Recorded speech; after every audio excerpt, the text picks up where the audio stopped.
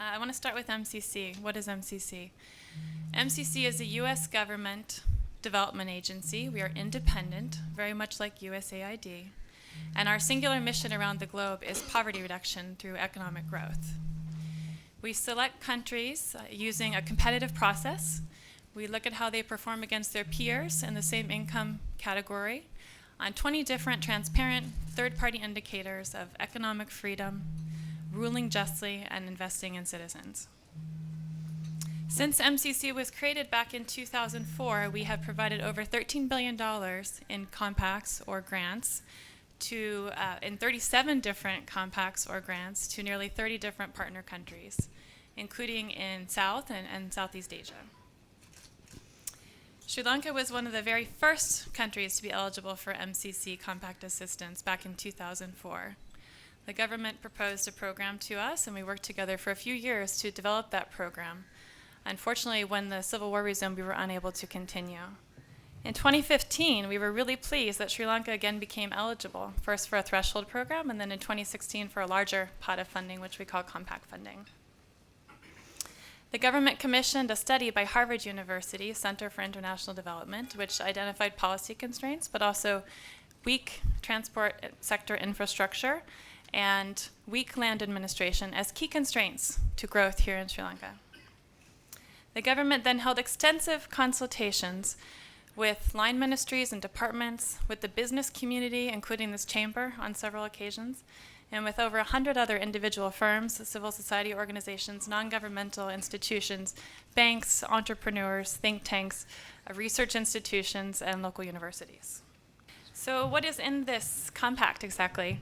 350 million of it is to improve over 300 kilometers of urban and rural transport infrastructure, to reduce traffic congestion and travel times in and out of Colombo through an automated traffic management system, to modernize bus transport to make it safer, more reliable, and more efficient through the introduction of new buses, an automated fare card system, and a bus priority system. And finally, to upgrade several stretches of interprovincial roads in the central, Sabaragamuwa, and eastern provinces. This is going to affect your bottom line. This region doesn't need another Dhaka or Manila or Jakarta. Sri Lanka's comparative advantage is that for the time being, it's still a rather livable city. It doesn't suffer from 24/7 traffic, gridlock, and air pollution. And MCC's grant will help keep it this way by increasing the efficiency of the existing road network and improving the primary mode of public transportation for those Sri Lankans who need it most.